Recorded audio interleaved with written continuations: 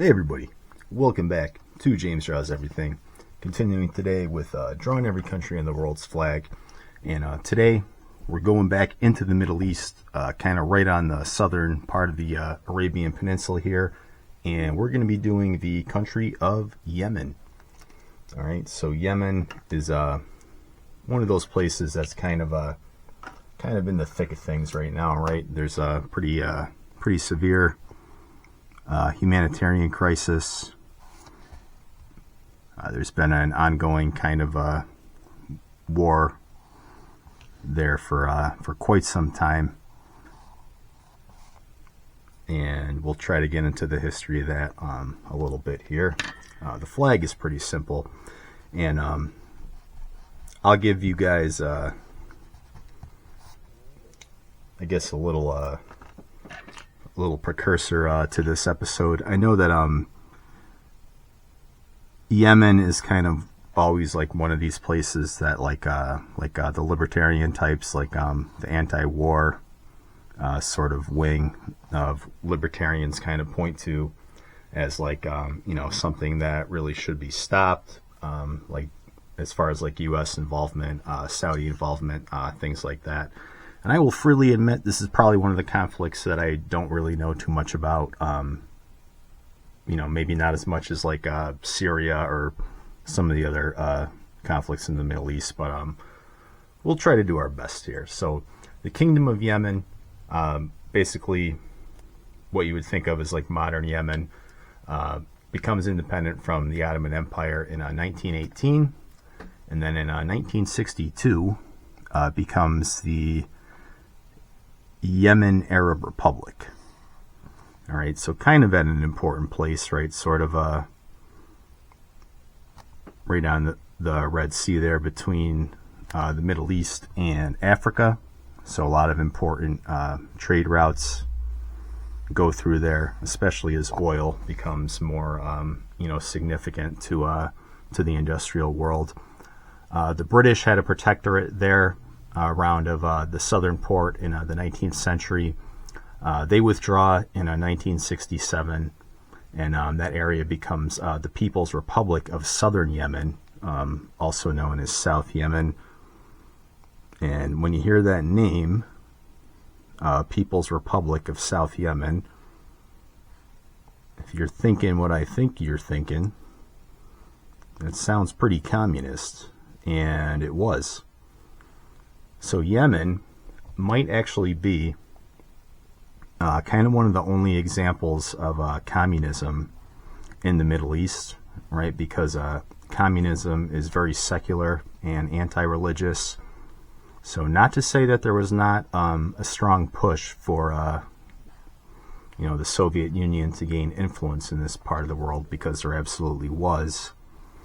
But it was hard to gain traction there just because of just kind of how strong the faith is of the Muslim Arab world.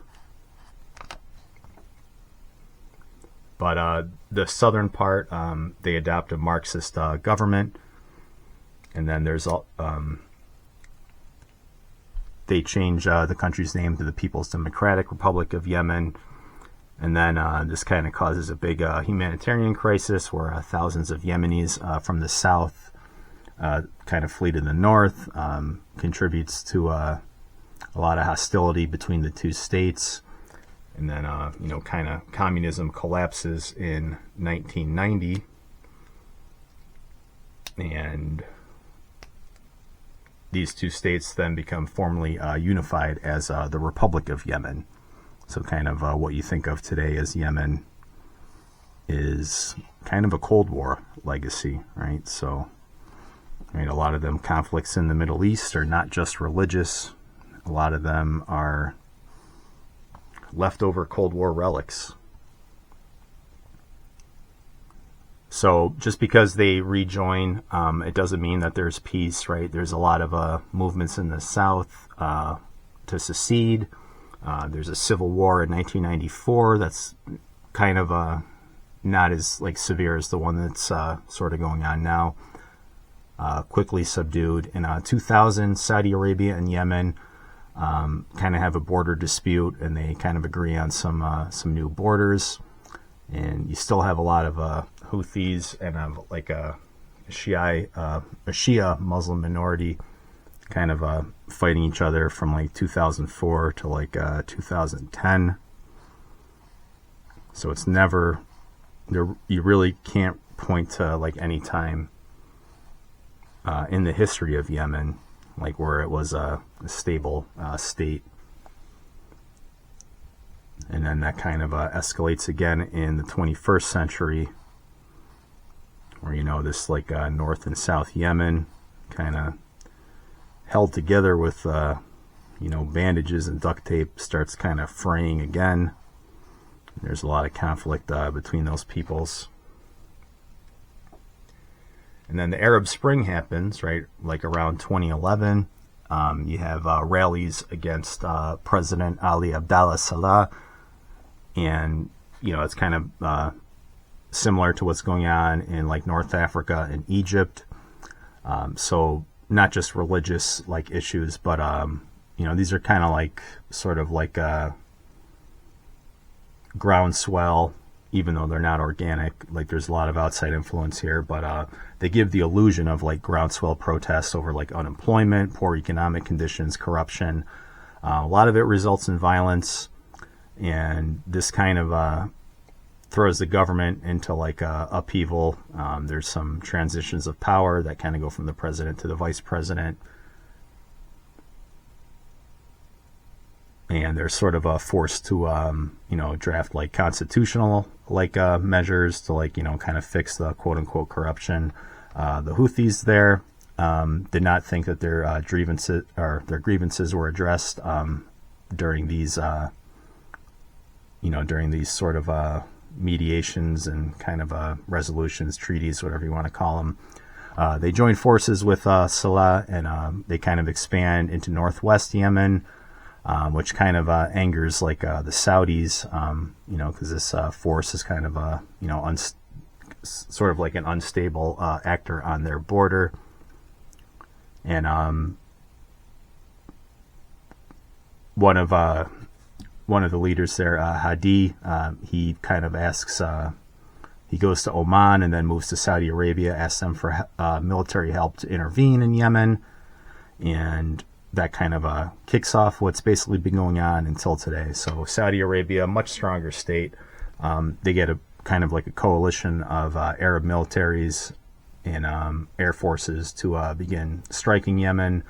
A lot of ground fighting as well. The UN intervenes, but doesn't really do much of anything. So you still have more rising tensions between the Houthis and Saleh, which culminates in Houthi forces actually killing Saleh.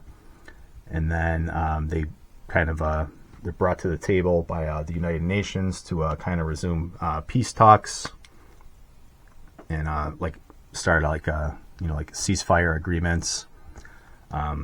Doesn't really go anywhere though. This place is still fairly kind of unstable to this day. So unfortunate, you know, for the people that live there, right? Because, you know, this is kind of like one of those countries that, again, can never really point to a period of like peace and stability, right? It was always sort of like kind of like a pretend state, like, right, like trying to make like one of these Middle Eastern countries like a European nation state after World War I. That was kind of doomed to failure. And then sort of splitting it around like ideological capitalist versus communist lines was also, you know, just kind of setting the seeds for, you know, for further conflict, you know, once communism sort of dies off at the end of the 20th century. So there does continue to be like fighting there today. There's been temporary truces here and there, but we'll see what happens, right? Because it doesn't really seem like anything can really, you know, kind of stick here, right? Everything's sort of temporary with like these ceasefires and these truces. And I know this was a very simplistic take because, again, Yemen's kind of one of those places that you know, I always sort of hear about, but there's so much noise, like as far as what's actually going on here, and it doesn't really have as long of a history as like some of these other like Arab states. So yeah, it's definitely complicated, and it is unfortunate. But what does the flag mean, James? So it's a pretty simple flag, right? Just a tricolor flag. You definitely recognize the colors, right? They're from the Arab Liberation Flag of the early 20th century. So the black means oppression, overcome through bloody struggle, which of course is the red, and that's going to be replaced, you know, kind of right down the middle here, intermediating between the two by a bright future, represented by that white bar. So again, that is the flag of Yemen, a short history of Yemen. I'm sure I left out a lot, but let me know what you think. Like, comment, and subscribe, and I will catch you on the next video.